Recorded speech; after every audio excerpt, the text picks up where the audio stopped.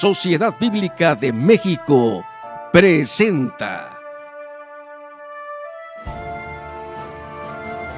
Siendo Dios, se hizo siervo, se hizo hombre y se humilló. Fue obediente hasta la muerte y muerte de cruz.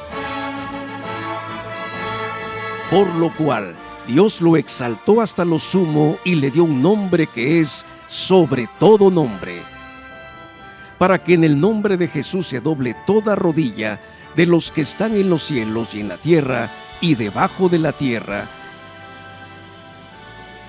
y toda lengua confiese que Jesucristo es el Señor, para gloria de Dios Padre. Semana de Victoria 2025, la victoria de la cruz.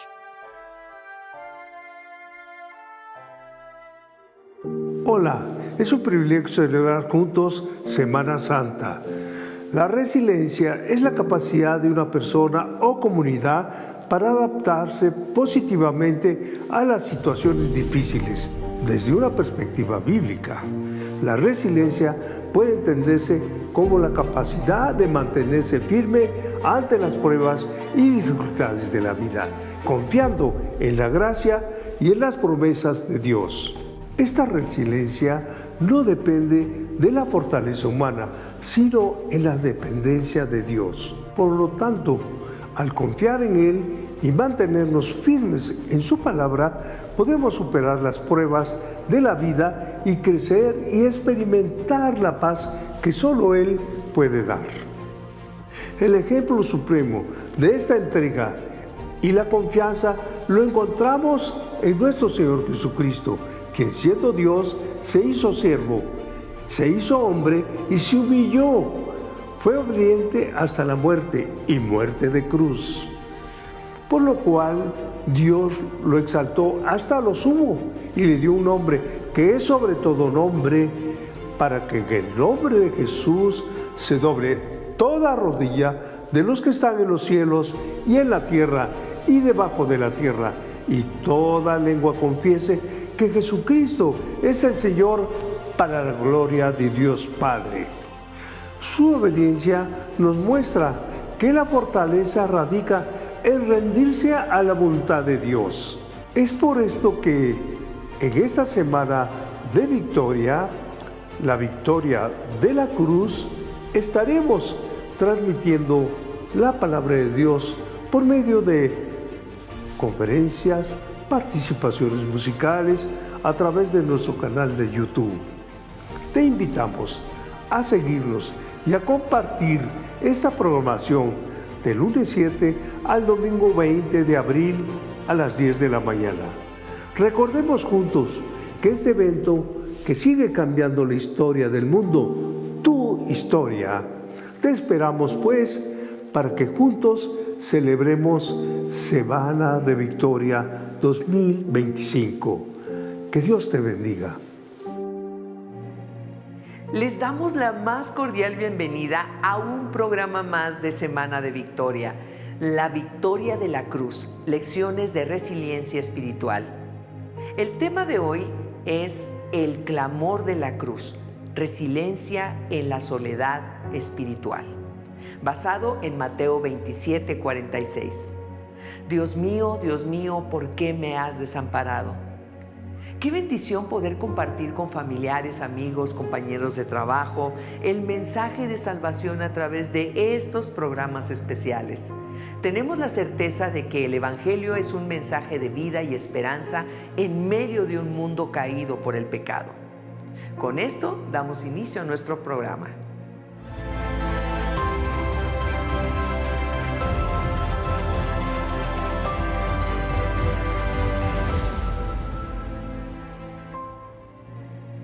En su clamor, Jesús mostró que incluso en la aparente ausencia de Dios, la confianza en su plan eterno debe prevalecer.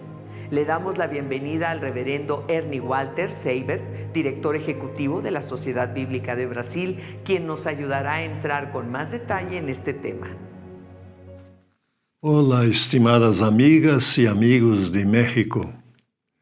Hoy quiero compartir con ustedes una mensaje bíblica que está en el libro, el Evangelio de San Mateo, capítulo 27, versículo 46, que dice: cerca de la hora novena, Jesús clamó a gran voz diciendo: Elí, Elí, lama sabactani. Esto es, Dios mío, ¿por qué me has desamparado? Sobre ese texto bíblico quiero traer una mensaje para ustedes. Muy bien, con mucha alegría, estoy nuevamente con ustedes aquí en este canal de la Sociedad Bíblica de México para hablarles un poco sobre un mensaje que la Santa Biblia nos trae. Permítame hacerles una pregunta. ¿Cuál fue el peor día de sus vidas? ¿Cuál día de la vida de ustedes fue en el que más sufrieron? Yo sé que esa pregunta no tiene una respuesta fácil. La experiencia de cada persona es diferente. Aún yo tendría dificultades para responder esa pregunta. Pero vamos a pensarlo juntos. Si ustedes piensan en términos de salud, ¿cuál fue un día difícil? Quizás por algún motivo enfrentaron en algún momento un dolor muy fuerte. Puede ser por causa de un accidente. Se rompieron una pierna o un brazo. Tal vez recuerden alguna noticia grave que un médico les haya dado sobre su salud. Tuvieron que ser sometidos a una cirugía difícil. O recibieron a la noticia que tenían que pasar por un tratamiento contra el cáncer. Otros pueden recordar otro tipo de situaciones difíciles de la vida. Por ejemplo, un accidente de carro, o un incendio, o tuvieron que lidar con la muerte de un ser querido. Todo eso son tiempos de sufrimiento y dificultad. Otros aún pueden recordar una traición que sufrieron, o recordar cuando estuvieron bajo amenaza en una situación de asalto o robo. Todo eso son situaciones de dolor, de dificultad. ¿Cuál fue el peor día de su vida? La Biblia nos cuenta la historia de la pasión y muerte de Jesucristo. Cuando leemos esos acontecimientos, vemos que son pocas las personas, si es que existe alguna, que en su vida tuvieron que enfrentar momentos tan difíciles. En el Evangelio de Mateo, a partir del capítulo 26, se nos cuenta lo que hoy en día llamamos los acontecimientos de la Semana Santa. Al principio de la semana, Jesús va a Betania. Betania era una pequeña aldea, no muy lejos de Jerusalén. La ciudad estaba llena de gente, gente que vino a celebrar la Pascua judía. La Pascua recordaba los acontecimientos de la liberación del pueblo de Israel de la esclavitud en Egipto, acontecimientos del Antiguo Testamento. Todo el año el pueblo se reunía en Jerusalén para recordar los acontecimientos. Los acontecimientos que relata el evangelista Mateo son contrastantes. Por un lado, parece que había momentos de alegría y bienestar, pero al mismo tiempo, el evangelista muestra que se estaba llevando a cabo una trama de traición y dolor. Al comienzo de la Semana Santa, Jesús es ungido con un frasco hecho de alabastro con un perfume precioso. Los buenos perfumes, incluso en los días de hoy, son caros. Imaginen en ese tiempo el precio del perfume que usaron para ungir Jesús. El frasco en que se encontraba el perfume era de alabastro. Hasta el frasco que contenía el perfume era caro. El perfume era precioso. Esa mujer que venía con el perfume para honrar a Jesús y iría derramar el perfume sobre su cabeza, con ese gesto daba una demostración de fe, de reconocimiento de que Jesús era su Señor. Los discípulos, en lugar de estar felices por ese reconocimiento de su maestro, se preocupan por el gasto de dinero. ¿Cómo entender esto sin pensar en la persona de Jesús? ¿Qué pasó por la mente de Jesús al ver esto? La semana no sería fácil. Piense un poquito sobre lo que hablé. La señora venía con perfume para honrar a Jesús y los discípulos le dicen, y ese dinero que gasta esa mujer contigo podría servir para otras cosas. Y hasta con una idea piadosa podría servir para ayudar a los pobres.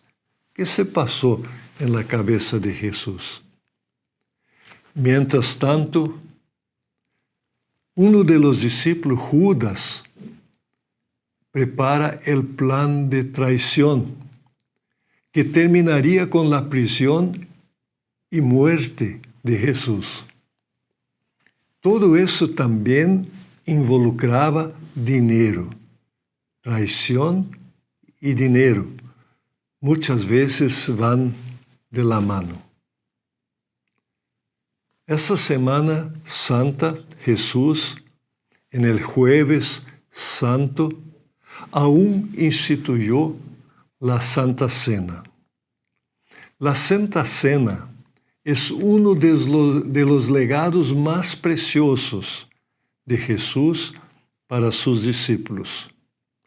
Allí muestra cómo su muerte tiene sentido para nuestra vida.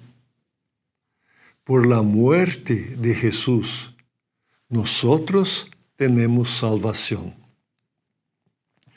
Jesús también preparó a sus discípulos para los tiempos difíciles que vendrían. Jesús advirtió a Pedro. Pedro fue advertido de forma cariñosa por Jesús para que él más tarde no se perdiera. El evangelista allí relata la prisión de Jesús por los soldados romanos y su juicio ante las autoridades judías y romanas. Nada de eso era fácil de enfrentar. Había mucho sufrimiento involucrado. El sufrimiento no era solo físico, era psicológico y espiritual. Jesús fue condenado por las autoridades a ser muerto. La muerte era la más despreciable que un ser humano podía recibir. Jesús fue condenado a ser colgado para morir en una cruz. El Viernes Santo, a partir del mediodía, hoy, oscuridad. Algo muy extraordinario estaba ocurriendo. Y alrededor de las 3 de la tarde, ya colgado en la cruz, Jesús clamó, Elí, Elí, lama sabactani. Eso quiere decir, Dios mío, ¿por qué me has desamparado? El sufrimiento de Jesús estaba llegando a su momento más alto. Para los soldados romanos, crucificar a alguien en la cruz era una forma de decirle al pueblo, no intenten hacer nada contra Roma, no intenten desafiar nuestro poder, tenemos maneras de dominarles. Los soldados hacían eso para intimidar al pueblo. Nadie debía atreverse a desafiar el poder de Roma. Como regla general, los que eran condenados a muerte en la cruz debían cargar una viga transversal en la cual serían clavados y elevados para morir lentamente en público. Muchas veces los soldados colocaban una placa sobre la cabeza de la persona en la que escribían el crimen por el cual estaban siendo condenados. Sobre la cabeza de Jesús estaba la frase, Jesús Nazareno, Rey de los Judíos. Hoy en día vemos esa placa en muchas obras de arte y allí están las letras I-N-R-I. Eso en latín son las letras iniciales de Jesús Nazarenus Rex Iudorum, que traducido es Jesús Nazareno, Rey de los Judíos. En esa situación que Jesús clama, Elí, Elí, lama sabactani. En arameo, Elí era Elohim en hebreo, Dios mío. Elí sonaba un poco parecido a Elías. Por eso algunos hasta pensaron que Jesús clamaba por la ayuda de Elías, pero Jesús clamaba por su Padre. Él sentía que en ese momento estaba solo. Jesús sufría solo. Era el sufrimiento del Hijo de Dios.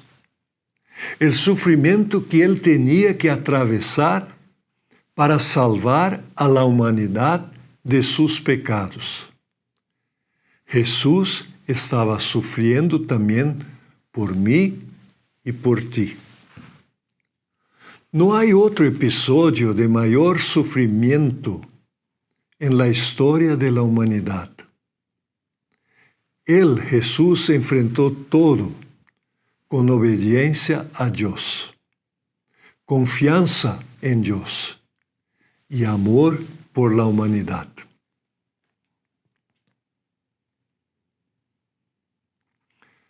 Vamos a pensar en esos 3 puntos. El primer, obediencia a Dios. El segundo, confianza en Dios y amor por la humanidad. Y el tercero, obediencia a Dios, incluso en el sufrimiento. Obedecer a Dios cuando todo va bien no es tan difícil.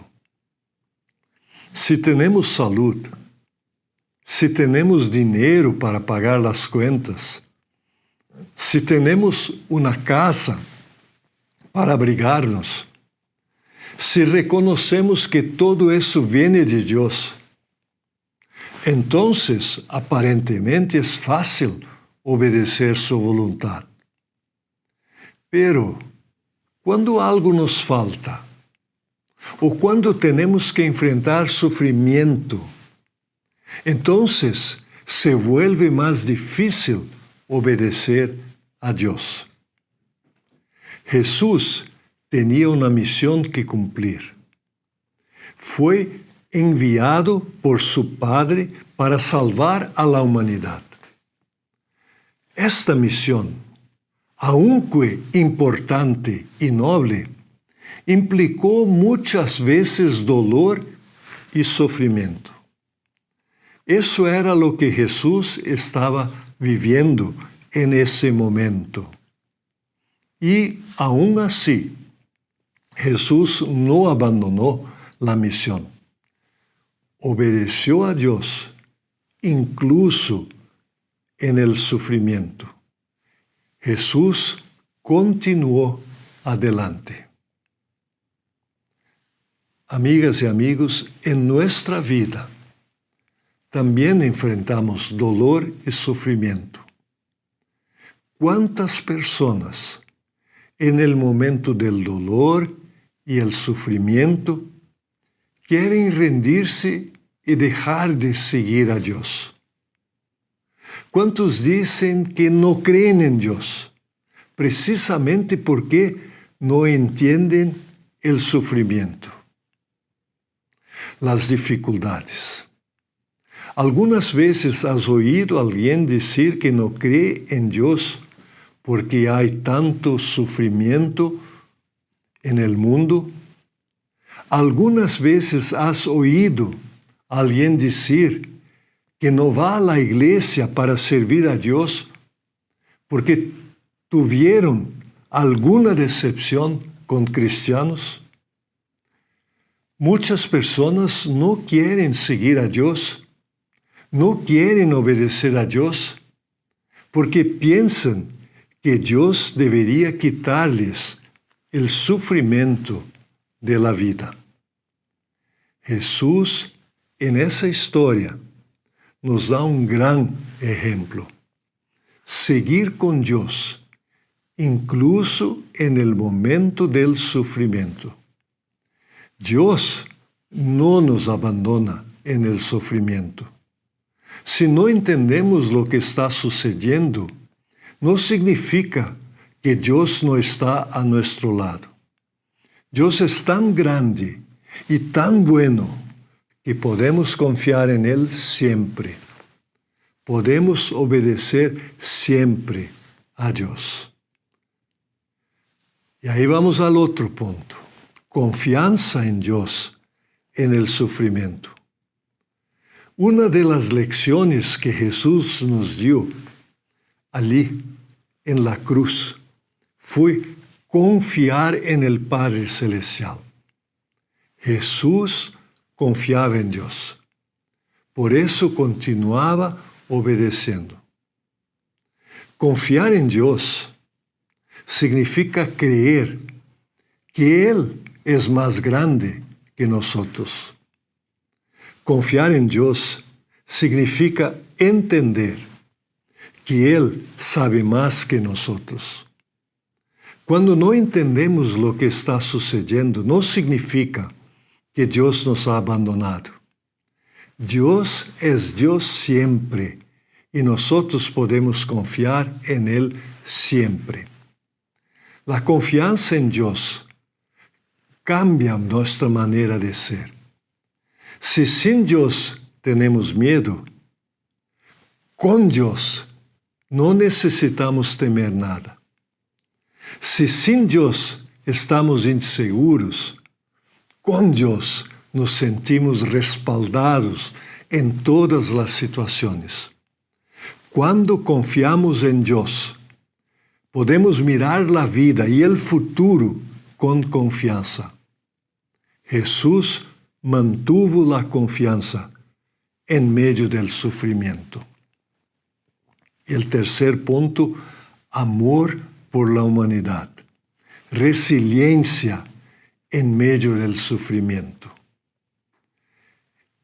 En ese punto queremos destacar que incluso en medio del sufrimiento, Jesús mantuvo el amor por la humanidad. Toda la historia de Semana Santa que escuchamos a poco y nos recuerda el amor que Jesús tenía por las personas. Él no estaba preocupado por sí mismo, estaba preocupado por las personas. Veamos algunos ejemplos prácticos. Si nosotros estamos en un hospital enfrentando dificultades de salud, podemos mirar a los enfermos, médicos y personal de atención y agradecerles por que están haciendo. Solo porque estamos sufriendo, no necesitamos dejar de mirar a nuestro prójimo con amor y gratitud. Una palabra de agradecimiento y un gesto de ánimo pueden ayudar mucho a las personas que nos cuidan. Si cambiamos nuestra manera de ser, todo el ambiente será mejor. Nuevamente, podemos aprender de Jesús para nuestra vida.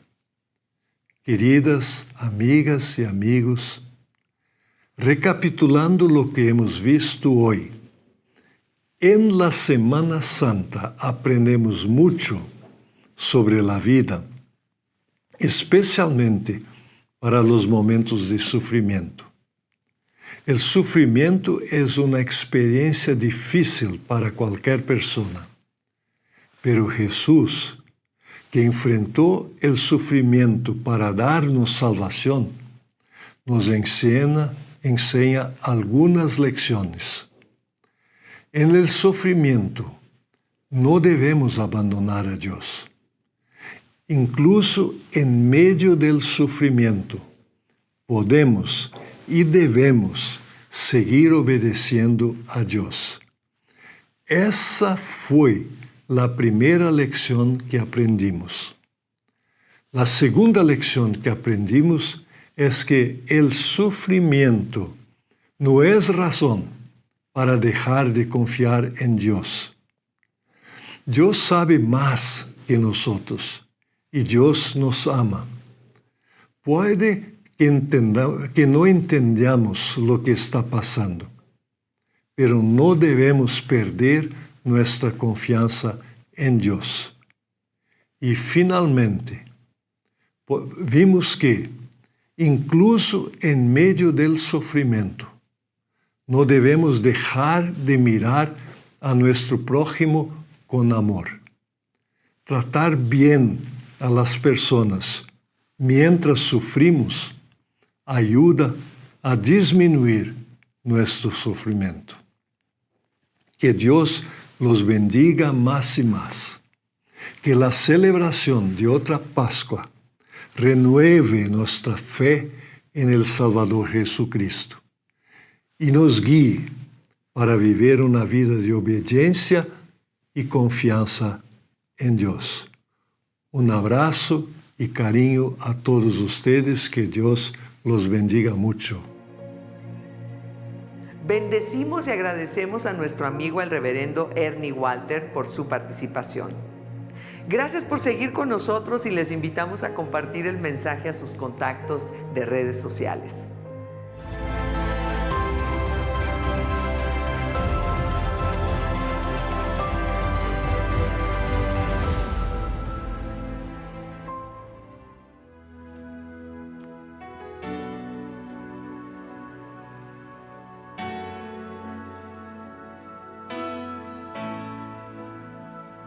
Viniste a morir por mí, mi libertad la encontré solo en ti. Tu sangre que me limpió, redimido estoy por tu gran amor, una cruz. Gran amor,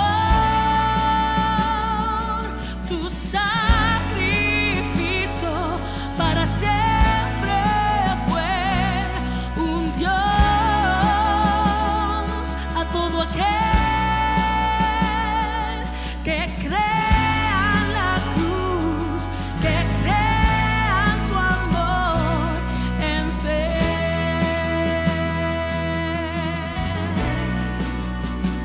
Oh, en fe.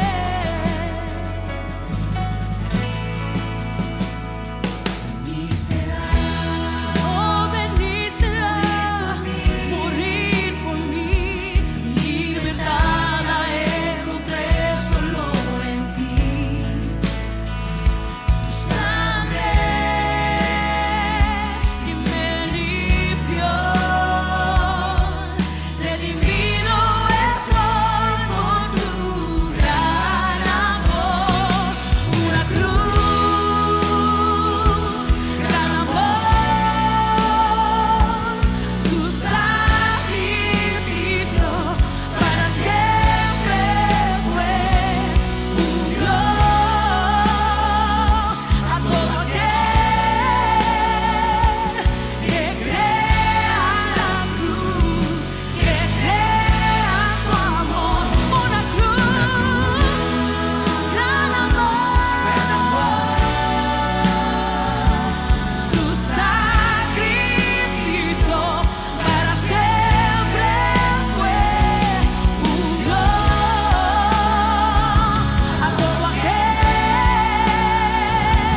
que crea la cruz, que crea su amor en fe.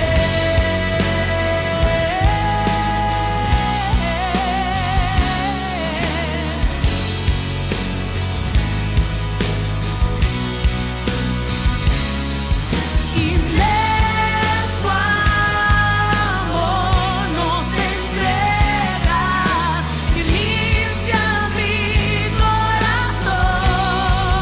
Oh, oh, oh, tomaste mi lugar, hoy soy libre. Cuán gran amor que dices tú por mí. Tomaste mi lugar, una cruz, gran amor, su sacrificio para siempre fue un Dios a todo aquel que crean su amor, que crean su amor. Una cruz, gran amor, su sacrificio para siempre, una vez y para siempre fue que crea la cruz, que crea su amor. Hay que solo creer, que crean su amor, crean su amor, creyó por ti y por mí, su amor en fe.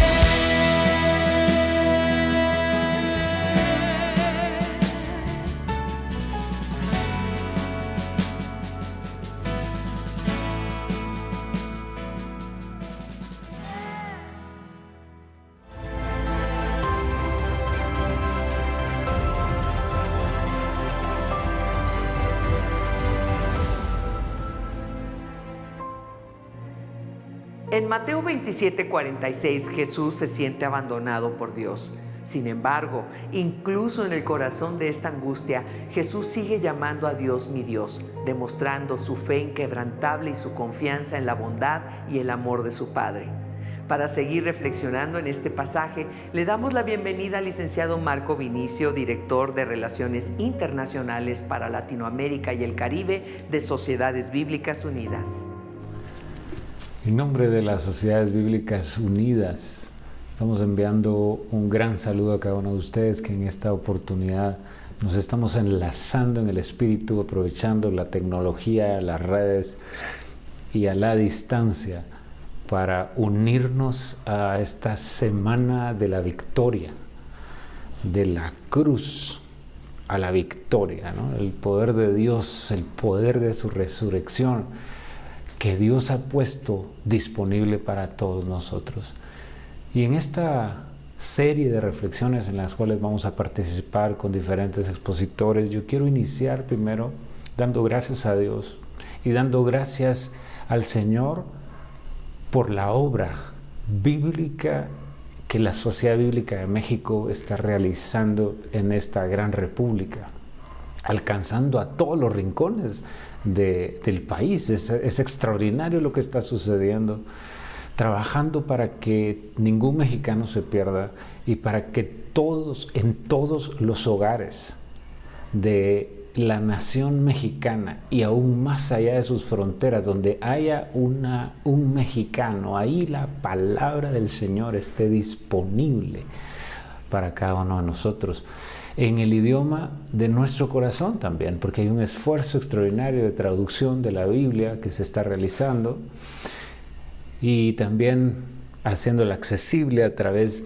del braille, por ejemplo, para las personas no videntes en este formato, en este sistema, como también la traducción a lengua de señas para las personas sordas, para la comunidad de personas sordas. Es extraordinario el esfuerzo que se está haciendo y queremos pues felicitar y unirnos. Mi nombre es Marco Martínez, soy el director de Relaciones Internacionales para Latinoamérica y el Caribe de las Sociedades Bíblicas Unidas y tengo el honor de poder servir a México como parte de mis privilegios y de mis funciones. Así que habiendo dicho esto y mandando un gran saludo a cada uno de ustedes, me uno a esta celebración de la Semana de la Victoria. Y vamos a hablar de la victoria de la cruz. Vamos a hablar de lo que Dios nos muestra en su palabra, de la elocuencia con que cada palabra del Señor está escrita para enseñarnos, para redarguir nuestro corazón, para convencernos de aquellas cosas que no son agradables a Él y que Dios quiere transformarnos, para corregirnos y para instruirnos en justicia, dice la Escritura, a fin de que el hombre de Dios sea enteramente preparado para toda buena obra. La palabra del Señor nos perfecciona, nos pule, nos transforma y nos lleva cada vez más a la imagen del Señor Jesucristo, ¿no? Eso es lo que la palabra del Señor nos muestra. Pues vamos entonces a abrir nuestras Biblias. Si usted me acompaña, yo tengo aquí la mía. La tengo digital también, gracias a Dios por todos los formatos que hay, ¿no? En la segunda epístola del apóstol Pablo a los Corintios, a los cristianos en Corinto, una ciudad prominente de aquel tiempo, del Imperio Romano, cercana a Atenas y entre dos puertos.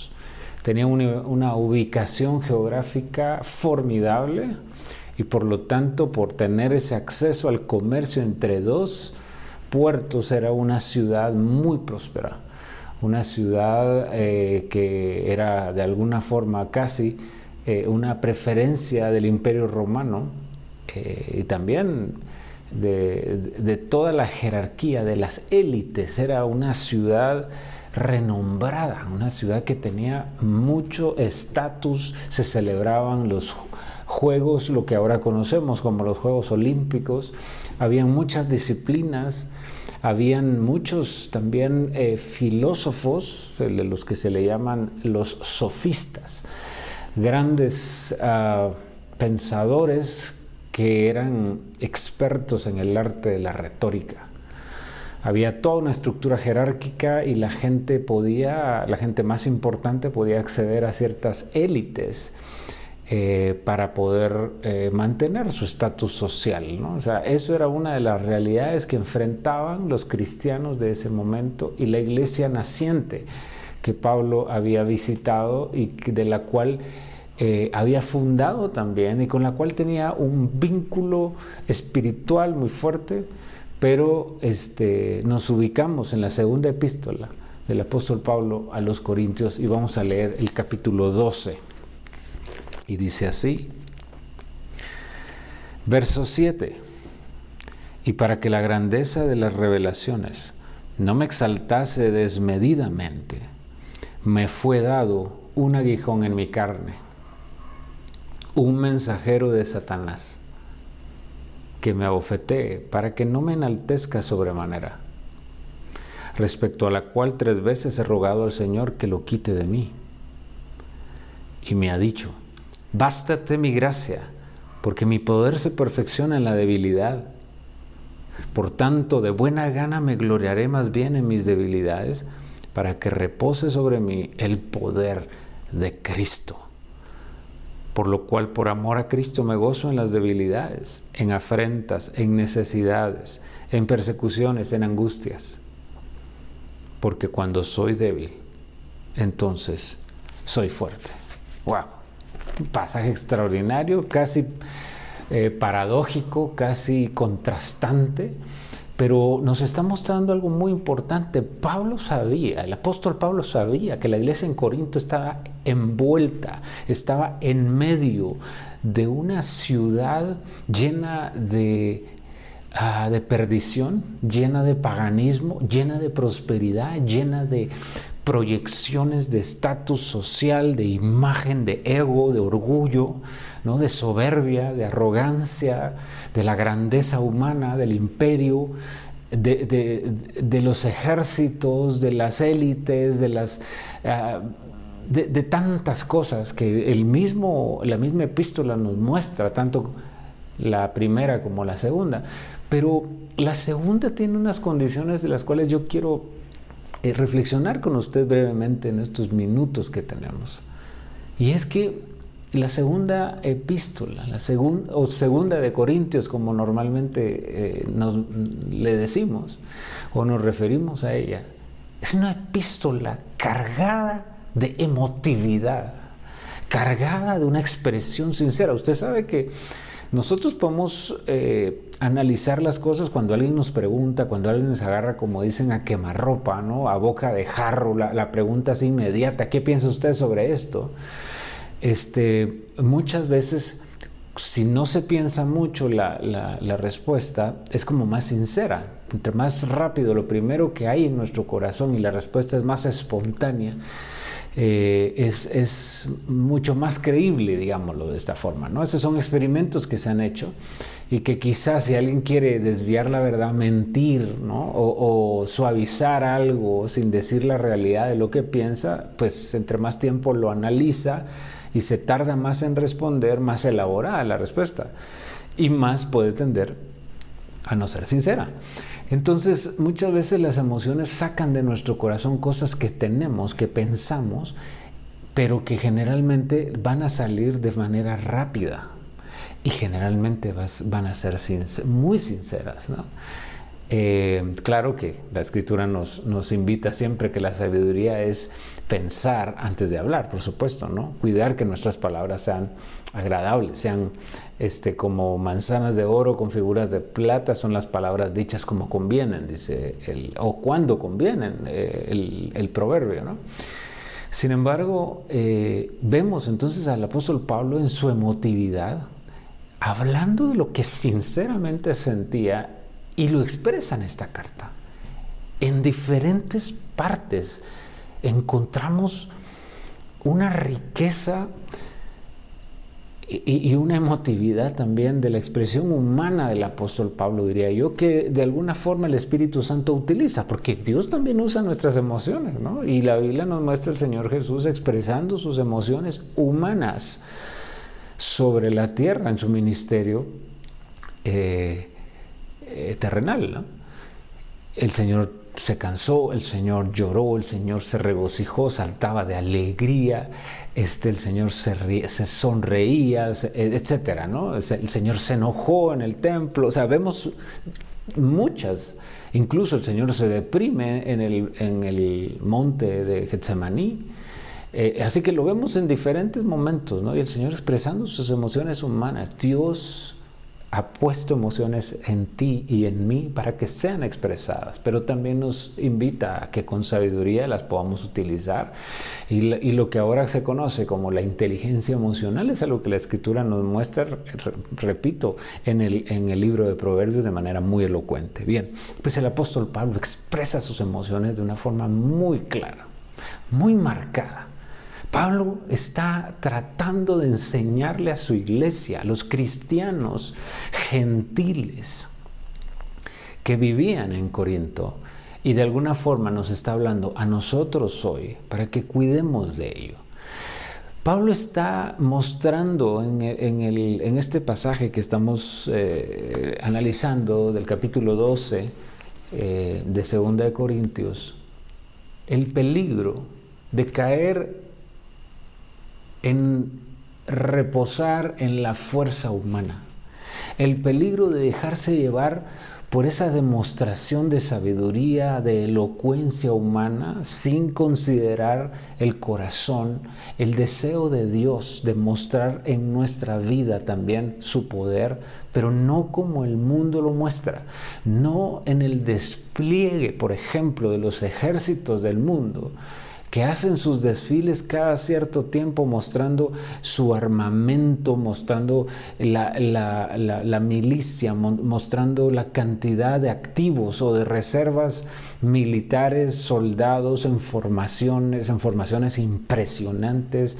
la fuerza aérea, la infantería, lo que antes se conocía como una caballería, que el equivalente sería ahora los tanques y bueno, todo un despliegue de poder. Y está frente al comandante en jefe, que generalmente es el primer ministro o el presidente, para una forma de demostrarle al pueblo su seguridad que descansa en el poder, en la fuerza, en el desarrollo de la fuerza bélica que tiene ese país. Muestran sus armamentos y todo. Ese es el despliegue humano. Lo mismo se hace en el despliegue de la grandeza humana a través de fiestas, a través de demostraciones de riqueza, de despilfarro, de regalos exorbitantes, ¿no? Que son hasta extravagantes. Esa es otra forma de mostrar el poder, ¿no? Yo tengo mucho dinero, ¿no? Muestro mis riquezas también para tratar de desafiar a otros. Es otra forma de muestra de poder humano que deslumbra a los seres humanos, pero que tristemente estaba deslumbrando a los cristianos en Corinto. Y es una demostración al final de orgullo, ¿no? De todo lo que tengo, de todo lo que soy, también se despliega a través de la educación. Eso pasaba también mucho en Corinto también. La educación era algo que era un privilegio que muchos en Corinto tenían acceso. Y eso era para compararse. Usted sabe que el orgullo funciona de esa manera. El orgullo en realidad es un elemento de comparación.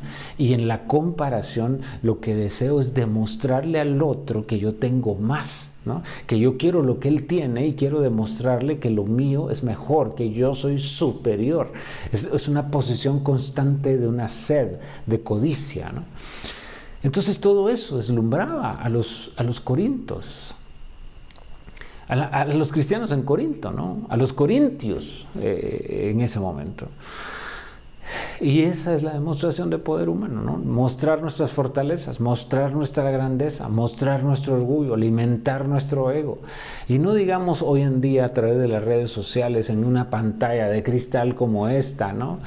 Y del otro lado ver vidas ideales también, de un despliegue de poder otra vez, ¿no? O sea, visitando lugares paradisíacos, turísticos, viajando, comprando, comiendo, siempre en buenos lugares, mostrando mi mejor ángulo, ¿no? No voy a mostrarme mal, nunca hay una parte humana real, sino todo es ideal, ¿no? Muestro esto porque es algo tan real en nuestro tiempo. Y los cristianos no fuimos llamados a dejarnos llevar por estas corrientes de este siglo, sino fuimos llamados a demostrar los valores del reino, que muchas veces son una contradicción, o como dicen otros, es el reino al revés. El reino de Dios es el reino al revés, porque pone de cabeza el mundo, porque cuando soy débil, entonces soy fuerte. Ahora, ¿a quién le gusta mostrar sus debilidades? ¿A quién le gusta decir que está cansado? ¿A quién le gusta decir que está quemado? Eso es en inglés se utiliza el síndrome del burnout, le llaman, ¿no? Que es cuando una persona ha llegado a un estrés extremo de ansiedad, muchas veces de trabajo, donde llega a fundirse, a quemarse, ¿no? Esa es una situación donde por falta de sueño, por alimentarse mal, por tener muchas presiones, por estar en muchas reuniones, por tener una agenda sobrecargada, entonces ya no pueden resolver, digamos, rápidamente las cosas y entonces se enfrentan a situaciones muy, muy difíciles. ¿Quién muestra sus debilidades? Si aún en el cristianismo muchas personas muestran su mejor lado, ¿no? Es difícil encontrar a alguien llorando en un video de Instagram, ¿no? En un video de TikTok, por ejemplo, ¿no? Generalmente es algo bien tomado, con luces de alta definición, y en algunos casos hasta se editan, ¿no? Los videos para tratar de demostrar lo mejor. Pero la realidad, mis queridos hermanos y hermanas y amigos que nos están escuchando y que nos están viendo, Dios nos ama tal y como somos. No tenemos por qué fingir lo que no somos. No tenemos por qué caer en una hipocresía, no tenemos por qué caer en disfrazarnos, no tenemos por qué simplemente mostrar algo que no es la realidad de nuestro corazón. Dios quiere que seamos reales, Dios quiere que seamos sinceros, Dios ama la honestidad de nuestro corazón, porque la honestidad es parte de la humildad. La sinceridad es parte de la humildad. El reconocer nuestras debilidades es humildad. Y por eso el poder de Dios se muestra en nuestras debilidades, porque la debilidad produce humildad. Pero en cambio, los reyes que nos habla el Antiguo Testamento, Primera Reyes, Segunda de Reyes, Primera de Crónicas, Segunda de Crónicas, nos habla de los reinos de Judá, el reino del sur, el reino del norte, el reino de Israel. Pero todos esos reyes, o muchos de estos reyes, se perdieron, se torcieron, se desviaron del propósito de Dios. Y la Escritura tiene una expresión así en la Reina Valera 60. Y este rey se hizo fuerte en su propia fuerza. Y eso es lo que Dios no quiere de nosotros. La debilidad está en reconocer, en humildad, que yo no soy sabio en mi propia opinión. Que no me puedo creer más sabio que Dios, porque en el momento que yo me creo sabio en mi propia opinión, o me creo prudente en mi propia prudencia, ¿no? y reposo en mi propia prudencia, estoy diciendo que no necesito de nadie, y automáticamente estoy cayendo en una arrogancia, en una soberbia, que es aquello a lo cual Dios no le agrada. Dios ama a los humildes, Dios da gracia a los humildes y resiste. Coloca en distancia, mantiene lejos al arrogante, al soberbio, al orgulloso, pero ama al humilde y sencillo de corazón. ¿Cómo estará nuestro corazón en la humildad? ¿Cómo estaremos en esa capacidad de reconocer nuestra debilidad? ¿Pero por qué es importante? Porque si yo reconozco mi debilidad, entonces el poder de Dios se va a manifestar, porque entonces yo voy a reconocer que no soy yo, que no es por mí, que no es por mi propia fuerza, que no es con espada, que no es que no es por fuerza, que no es por espada, sino que es por su Santo Espíritu, que logramos, que hacemos. Nuestros éxitos ya no dependen de nosotros, ni es nuestra causa. Nuestro orgullo, nuestra integridad no depende de nosotros, depende del Señor. Nosotros nos esforzamos, hacemos nuestra parte, pero Dios nos guarda, Dios nos cuida, Dios nos guía. Es lo que el Padre Nuestro dice, ¿no? La oración de Mateo capítulo 6 nos enseña a orar y a decir: Padre, no nos dejes caer en tentación, líbranos del mal, porque mi integridad, tu integridad, nuestro testimonio se sostiene en nuestra dependencia al Señor. Bien, realmente, soy honesto, me emociona tanto este pasaje, Y realmente una de mis epístolas favoritas, además de la primera y segunda epístola a Timoteo, es Segunda de Corintios. El apóstol Pablo, mientras leemos Segunda de Corintios, nos refleja mucho que él está luchando con esa grandeza y con la humildad, con el poder, la fortaleza y con la humildad y la gracia. Miramos, por ejemplo, este pasaje. ¿A quién le gusta de nosotros decir que ha estado orando y pidiéndole a Dios algo y Dios no le responde? ¿A quién le gusta que contar de que yo estuve orando y Dios y lo pedí y mi petición fue 3 veces y Dios no me respondió? ¿A quién le gusta eso? Si los testimonios generalmente que contamos, yo me incluyo en eso, siempre decimos, bueno, le pedí a Dios que me ayudara y Dios me respondió, porque Dios responde, definitivamente, como un padre bueno, pero también Dios responde con un no. Y Pablo está hablando de una grandeza que tuvo, incluso está hablando de una visión celestial que acaba de tener. Que por eso es que tuvo el aguijón en la carne, que no sabemos exactamente qué fue. Algunos hablan que tenía alguna enfermedad en los ojos. Bueno, se habla de diferentes cosas. Pero el punto es que él reconoce que tiene que mantener su corazón en humildad. Y él cuenta que para que no se enaltezca, para que no se enorgullezca sobremanera, he pedido 3 veces al Señor, he rogado al Señor que lo quite de mí, porque es un sufrimiento. Fíjese que aquí no estamos hablando de la grandeza humana, estamos hablando de la misericordia de Dios actuando en el sufrimiento, en el dolor que podemos enfrentar nosotros, en la debilidad y en la humildad. Eso es lo que Dios hace para que su poder se manifieste. Y claro, es un antivalor en el mundo esto, ¿no? Son valores al revés, porque en el mundo lo que toda la gente quiere es tu bienestar, quiere que tú estés bien, que no sufras nada. Es más, estamos desesperados en cortar cualquier proceso de sufrimiento, de dolor de una persona, hasta con medicina en cualquier lugar. Dentro de los medicamentos más vendidos en el mundo, ¿no? El acetaminofén, el paracetamol, para limitar el dolor inmediatamente, o aliviarlo o quitarlo si es posible, porque no queremos sufrir.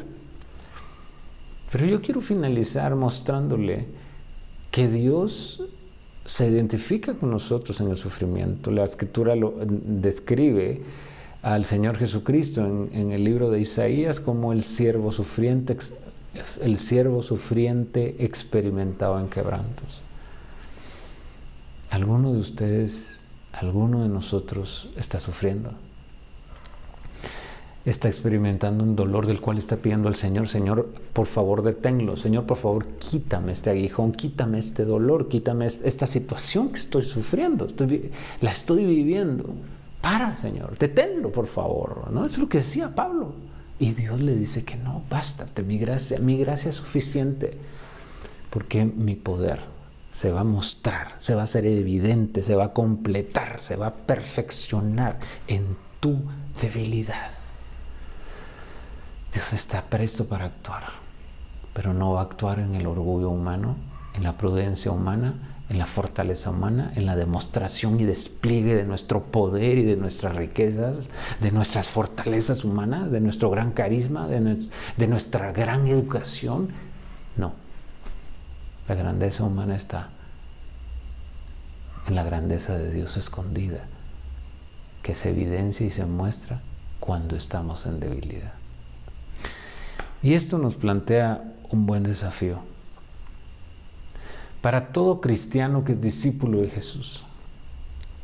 ¿Cómo estamos nosotros enfrentando las debilidades, enfrentando con humildad, enfrentando el sufrimiento?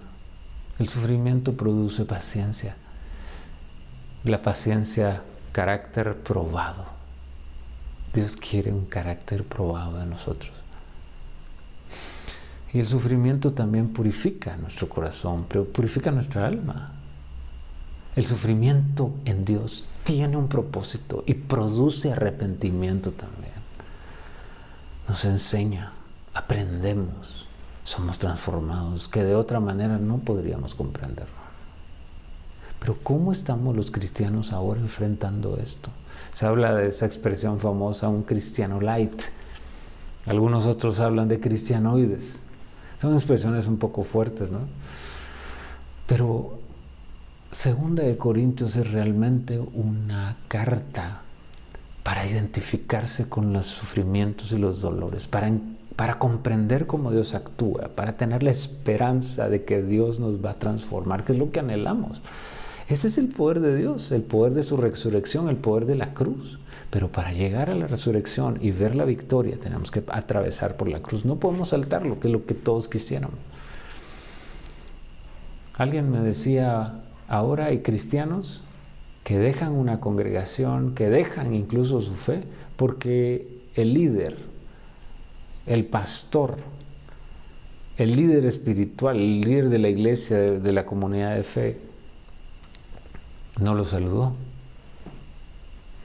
Porque alguien no se acordó de su cumpleaños, porque se les olvidó llamarle. Claro, hay cosas que uno tiene que cuidar como líderes, ¿no? Pero qué calibre, qué nivel de testimonio tenemos si esas son nuestras pruebas. No sé si usted está desanimado, alguien lo decepcionó en la iglesia y está pensando salirse de la iglesia. Realmente no vale la pena eso. Pero quiero recordarle que Dios quiere mostrarle a usted que en su debilidad el poder de Dios se perfecciona. Si usted siente su orgullo, su ego herido, quizás es porque Dios está trabajando en eso. Porque Dios no lo quiere así. Dios quiere que actúe en humildad. Y el más grande fue humilde. Y la Biblia dice que el que se humilla voluntariamente, es decir, el que es humilde, el que camina humildemente delante de Dios, va a ser exaltado, va a ser honrado, va a ser engrandecido. Pero el que se engrandece a sí mismo, el que se exalta a sí mismo, el que presume de sí mismo, va a ser humillado. Entonces, es un círculo virtuoso al cual Dios nos está llamando. Quiero terminar entonces con leer estos pasajes extraordinarios en la segunda carta a los Corintios que nos reta hoy. ¿Cuáles son los sufrimientos que usted y yo estamos dispuestos a soportar o hemos soportado en la vida cristiana, la cual el Señor Jesús nos mostró que estuvo dispuesto a dar su vida y tomar muerte, dice Filipenses, la epístola a los Filipenses, muerte y muerte de cruz, como quien dice, haciéndose maldición. El tipo de muerte que el Señor usó o aceptó con tal de redimirnos fue una muerte que lo hacía maldición, ¿no? O sea, una de las peores muertes del tiempo del Imperio Romano. Déjeme leerle estos pasajes. Segunda de Corintios dice así. Segunda de Corintios capítulo 4 y verso 7 al verso 12. Pero tenemos este tesoro en vasos de barro, para que la excelencia del poder sea de Dios y no de nosotros, que estamos atribulados en todo, mas no angustiados. Escuche esto, en apuros. ¿Alguien en apuros? Mas no desesperados. Perseguidos, mas no desamparados. Derribados, pero no destruidos, llevando en el cuerpo siempre por todas partes la muerte de Jesús, para que también la vida de Jesús se manifieste en nuestros cuerpos. Porque nosotros vivimos, siempre estamos entregados a muerte por causa de Jesús, para que también la vida de Jesús se manifieste en nuestra carne mortal, de manera que la muerte actúa en nosotros, pero en ustedes actúa la vida. Pablo le está diciendo esto a los corintios, a la iglesia de Corinto, en el capítulo 4. Ahora acompáñame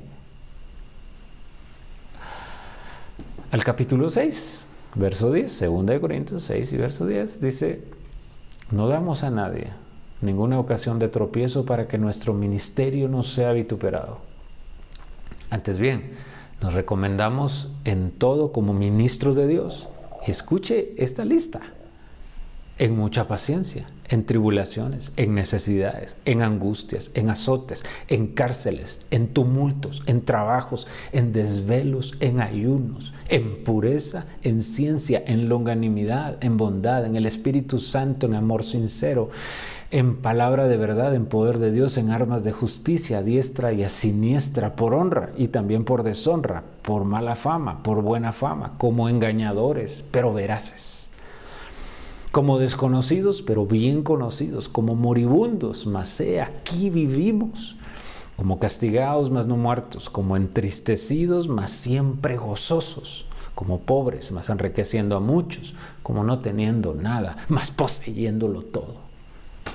Mire qué cosa más extraordinaria, iba a decir espectacular. Pablo está hablando de su corazón, lo que ha sufrido por amor de Cristo y por amor de la iglesia, como apóstol de Jesús, como pastor, como líder, como discípulo.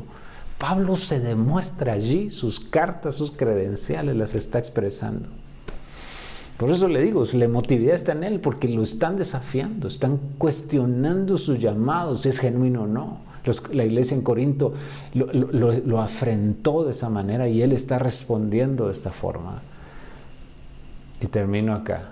2 de Corintios, capítulo 11. Mire esta lista y con esto terminamos.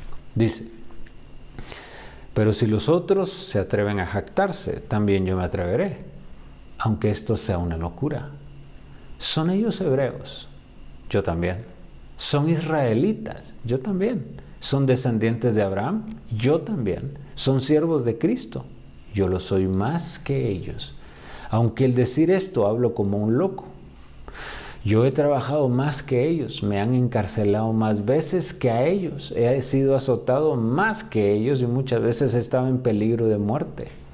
En 5 ocasiones los judíos me castigaron con los 39 azotes. En otras versiones dice con latigazos 40 menos 1. 3 veces me apalearon y una me apedrearon. En 3 ocasiones se hundió el barco en que yo viajaba y a punto de ahogarme pasé una noche y un día en alta mar. He viajado mucho y me he visto en peligros de ríos, en peligros de ladrones, en peligros de mis paisanos, dice, y entre los extranjeros. También me he visto en peligros en la ciudad, en el campo y en el mar, y peligros entre falsos hermanos. He pasado trabajos y dificultades, muchas veces me he quedado sin dormir, he sufrido hambre y sed, muchas veces no he comido, he sufrido por el frío y por la falta de ropa. Además de estas y otras cosas, cada día pesa sobre mí la preocupación por todas las iglesias. Si alguien enferma, también yo enfermo, y si hacen caer a alguno, yo me indigno. Si de algo hay que gloriarse, me gloriaré en las cosas que demuestran mi debilidad. El Dios y Padre del Señor Jesucristo, que es digno de alabanza por siempre, sabe que digo la verdad. Cuando estuve en Damasco, el gobernador que servía al rey Aretas puso guardias a las puertas de la ciudad para que me arrestaran. Pero hubo quienes me bajaron en un canasto por una ventana de la muralla de la ciudad y así escapé de sus manos. Hermanos amados, la elocuencia de la segunda epístola del apóstol Pablo a los Corintios nos muestra que el sufrimiento tiene un propósito, que fuimos llamados a ser humildes y a gloriarnos en nuestras debilidades para que el poder de Dios se manifieste, pero también a que las credenciales de un cristiano, de un creyente, de alguien que ama la Biblia, que ama la palabra de Dios, está también en la forma en cómo sufre, encara y supera con resiliencia los sufrimientos que enfrenta. Segunda de Corintios es una carta a la resiliencia del cristiano, a la resiliencia a la cual hemos sido llamados, porque el llamado de Dios es grandioso, pero también para llegar a la victoria, la cual Dios nos ha prometido, porque somos más que vencedores. Pero para llegar a la victoria tenemos que atravesar la cruz, que es el sufrimiento.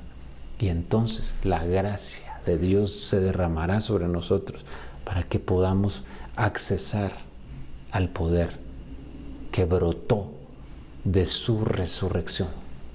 Porque si Cristo no resucitó, vana sería nuestra fe.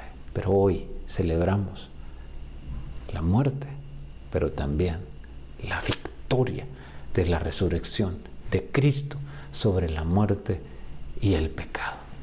Que el Señor les bendiga y un muy fuerte abrazo a cada uno de ustedes. Muchas gracias. Damos gracias a Dios por la vida de nuestro amigo el pastor Marco Vinicio. Le agradecemos su participación en esta emisión.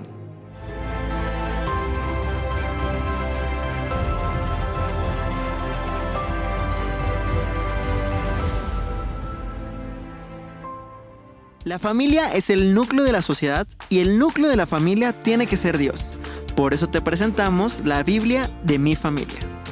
En esta Biblia se presentan diferentes situaciones del día a día en la familia y se ofrecen respuestas conforme a la palabra de Dios. Además, podrás encontrar en ella recuadros dirigidos a cada miembro de la familia. Podremos observar distintas situaciones de la vida familiar y se ofrecen respuestas bíblicas, con el fin de que podamos reflexionar, tomar los consejos que la palabra nos brinda y encontrar ayuda. El propósito principal de esta Biblia es entregar una herramienta de ayuda a las familias de hoy, las cuales diariamente están expuestas a ataques por parte del enemigo, tanto individualmente a cada miembro de la familia como colectivamente. Esta Biblia es esencial para una familia creyente que busca mantener los valores cristocéntricos que la palabra de Dios enseña. En medio de un momento donde la sociedad pasa un momento oscuro, las familias cristianas, como hijos de Dios y núcleo de la sociedad, debemos ser luz en medio de las tinieblas. Esta Biblia es una gran razón para tener un devocional familiar y aprender juntos de la palabra de Dios.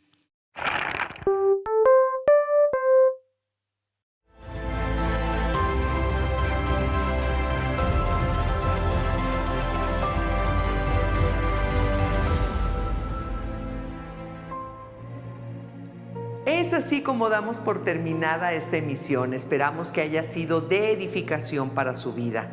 Los invitamos a visitar nuestras sucursales y tienda en línea. Tenemos el material que necesitan para sus familias y ministerios. Nos vemos mañana en punto de las 10 de la mañana en un programa más de Semana de Victoria, la victoria de la cruz, lecciones de resiliencia espiritual. Hasta pronto.